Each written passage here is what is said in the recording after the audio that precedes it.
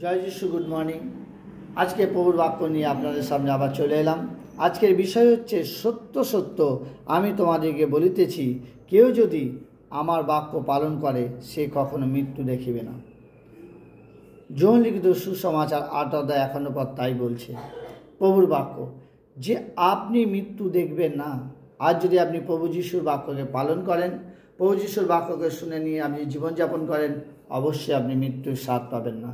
মৃত্যুর স্বাদ বলতে জাগতিক জীবনের মৃত্যুর কথা বলেনি, এখানে আত্মিক মৃত্যুর কথা বলেছে। যে আমাদের যেমন জাগতিক জীবন আছে, আত্মারও একটা জীবন আছে। এই আত্মার জীবনকে আপনাকে বাঁচাতে হবে, এই আত্মাটাকে আপনাকে বাঁচাতে হবে। এই আত্মাটা আপনি কোথায় নিয়ে যাবেন? নরকে না স্বর্গে? যদি আপনি নিজেকে সেই স্বর্গে নিয়ে যেতে চান, তাহলে আপনি ঈশ্বরের বাক্য পালন করুন, ঈশ্বরের বাক্য শুনুন, বিশ্বাস করুন, কারণ আপনি মৃত্যু দেখিবেন না। মৃত্যু দেখিবেন না প্রভুর বাক্য বলছে। কিন্তু জিহুদেরা তাকে বলিল, এখন জানিলাম তুমি ভূতগ্রস্ত। আব্রাহাম ভাববাদীগণরা মরিয়াছেন, এবং তুমি বলিতে কেউ যদি আমার বাক্য পালন করে সে কখনো মৃত্যুর স্বাদ পাবে না, সত্যি পাবে না। আজ প্রভু যিশুকে যদি আপনি বিশ্বাস করেন, মৃত্যুর স্বাদ আপনি বুঝতে পারবেন না। কারণ প্রভু যিশুর বাক্য যে পালন করেছে সে জীবন পেয়েছে, অনন্ত জীবন পেয়েছে। কারণ প্রভুর বাক্য বলছে, আদিতে বাক্য ছিল আর বাক্য ঈশ্বর ছিল। আপনাকে বাক্য পালন করতে হবে।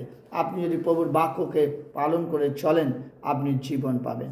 কারণ জিহুদীরা প্রভু যিশুকে অনেক প্রশ্ন করেছিল, তারা বুঝতে পারেনি কোন মৃত্যুর কথা বলেছেন। তাই জিহুদীরা তাকে বলেছে, তোমাদের পিতৃপুরুষ আব্রাহাম আমার দিন দেখিবার আশায় উল্লাসিত হইয়াছিলেন, এবং তিনি তাহা দেখিলেন ও আনন্দ করিলেন। তখন জিহুদীরা তাকে কইলেন, তোমার বয়স এখন 50 বছর হয় নাই, তা তুমি কি আব্রাহামকে দেখিয়াছ? যিশু কহিলেন, সত্য সত্য আমি তোমাদেরকে বলিতেছি, আব্রাহামের জন্মের পূর্বে দিয়ে আমি আছি। কারণ প্রভু যিশু তো স্বয়ং ঈশ্বর ছিলেন, তিনি তো পুত্রের রূপ ধরে পৃথিবীতে এসেছেন আজ আমাদের সামনে। কারণ ঈশ্বরকে দেখা যায় না, ঈশ্বর হচ্ছে নিরাকার। তাই ঈশ্বর তার রূপ ধরে, পুত্রের রূপ ধরে প্রভু যিশুর মধ্যে দিয়ে আজ আমাদের সামনে আমরা এসছে।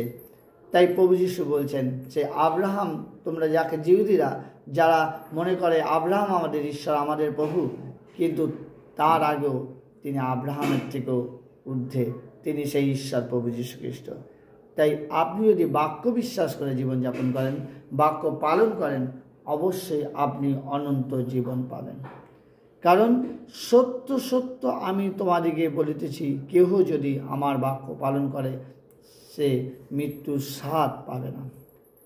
এখানে যে কেউ, এটা প্রশ্ন হতে পারে, আমরা তো প্রভুকে জানি, আমরা খ্রিস্টান, এই বাক্যটা শুধু আমাদের জন্য না, এটা প্রত্যেক জাতির জন্য, প্রত্যেক মনুষ্যদের জন্য। যদি আপনি বিশ্বাস করেন, অবশ্যই আপনি মৃত্যুর স্বাদ পাবেন না। আপনার আত্মা অনন্ত জীবনের জন্য তৈরি হবে। কিন্তু আপনি যদি সে নিয়মের মধ্যে যান, আপনি যদি বিভিন্ন নিয়মের মধ্যে থেকে নিজেকে মনে করছেন আমি ধার্মিক গণিত হব, কোনো দিন হতে পারবেন না। একমাত্র পথই হচ্ছে প্রভু যীশু খ্রিস্ট। তিনি বলছেন, আমি পথ সত্য জীবন, আমার দিয়ে কেউ না আসলে পিতার নিকটে যেতে পারবে না। তাই প্রভু যীশু খ্রিস্টের, তিনি সেই ঈশ্বর যিনি আপনাকে আমাকে বারবার এক কথা বলছেন, যে বিশ্বাস করো প্রভু যীশুকে, জীবন পাবে। কেন তিনি কোনো ধর্মের ঈশ্বর নয়, তিনি হচ্ছে সনাতন ঈশ্বর। তিনি সেই সনাতন আদি পিতা, যাকে বিশ্বাস করলে আপনি জীবন পাবেন। ইহকালেরও বন্ধু, পরকালেরও বন্ধু, সে হচ্ছে প্রভু যীশু খ্রিস্ট। তাকে বিশ্বাস করুন, তাকে নিয়ে জীবনযাপন করুন, জীবনে শান্তি পাবেন, আনন্দ পাবেন, পাপের ক্ষমা পাবেন, পরিত্রাণ পাবেন, উদ্ধার পাবেন। কারণ প্রভু যীশু খ্রিস্টই আপনার জন্য এই পৃথিবীতে এসেছিলেন। আমেন। জয় যিশু। ঈশ্বর এই বাক্যে আশীর্বাদ করুন।